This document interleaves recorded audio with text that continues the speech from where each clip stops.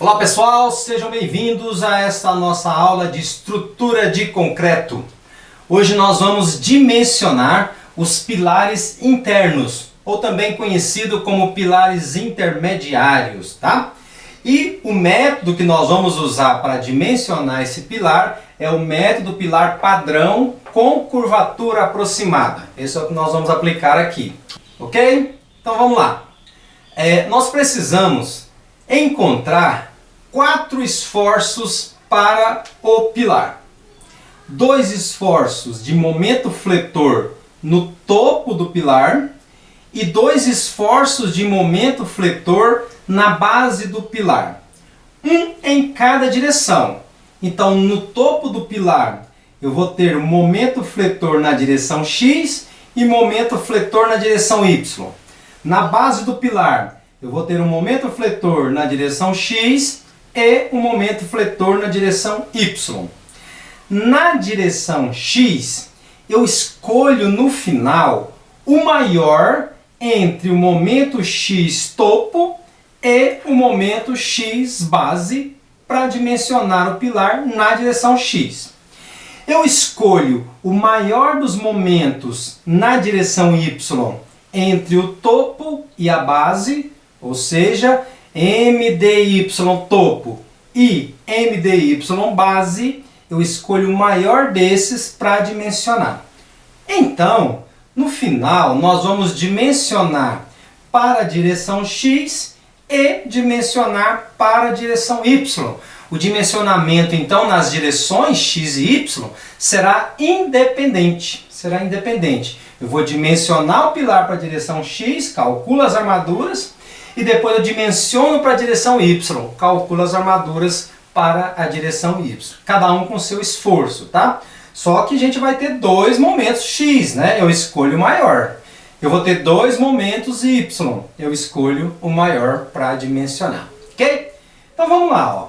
Eu vou calcular o momento, então, nas direções X e Y, no topo e na base. E escolho o maior, né? Ou seja, qual vai ser a seção crítica. Se o maior for o topo, a seção crítica vai ser o topo.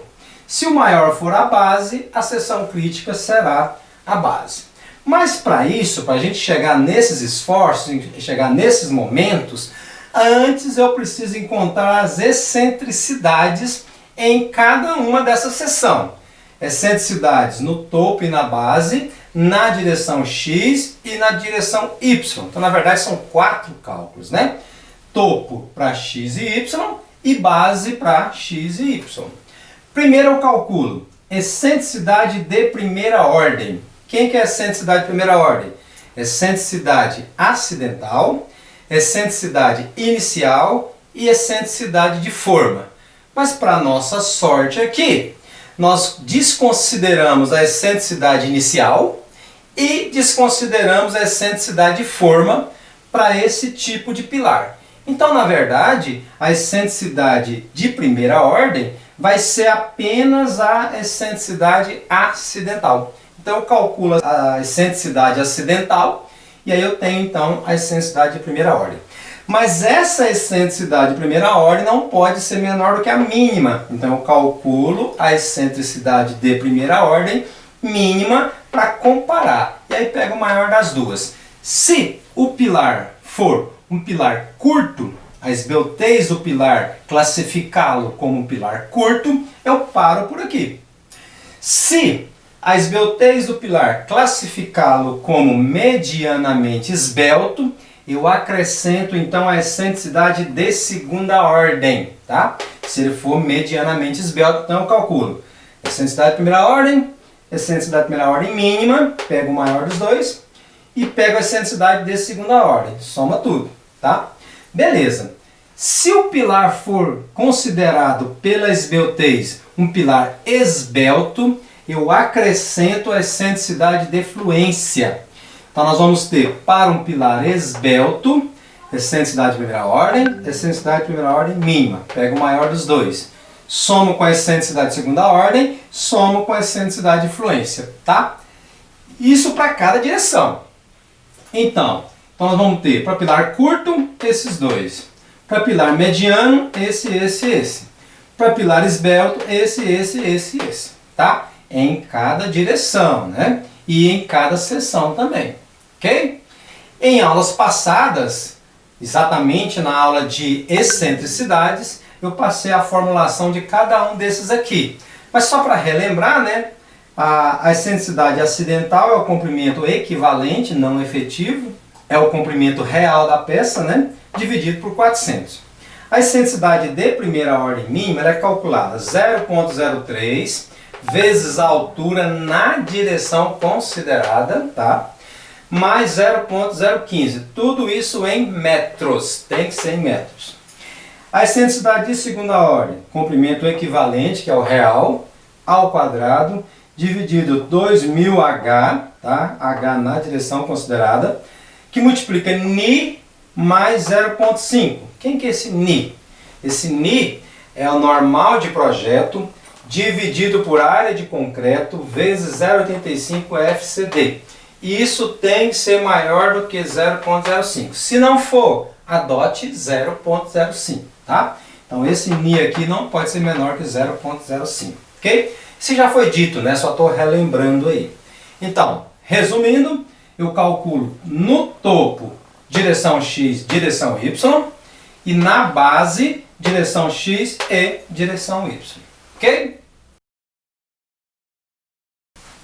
Bom, depois de ter encontrado as excentricidades, topo e base, direção X e direção Y, então nós vamos calcular agora o momento final, o esforço final, que é o que será usado para o dimensionamento, para o cálculo das armaduras, ok?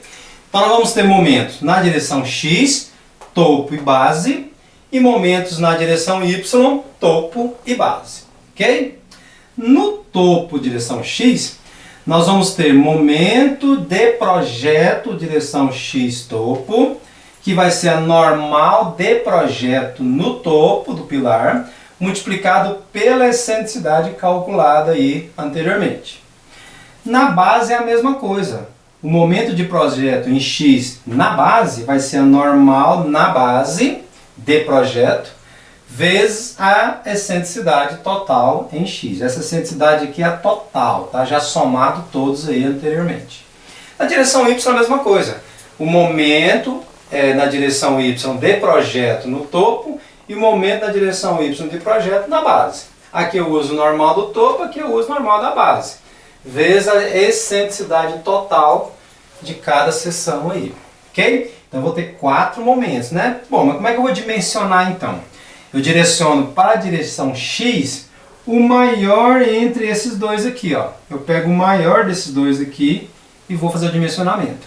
Para a direção Y, eu pego o maior desses dois aqui para me fazer o dimensionamento. Então eu vou ter um cálculo para X e de armaduras, né? Eu vou ter um cálculo de armaduras para X e um cálculo de armadura para Y. Aí a gente vai ter então calculado o esforço final desse pilar. Tranquilo?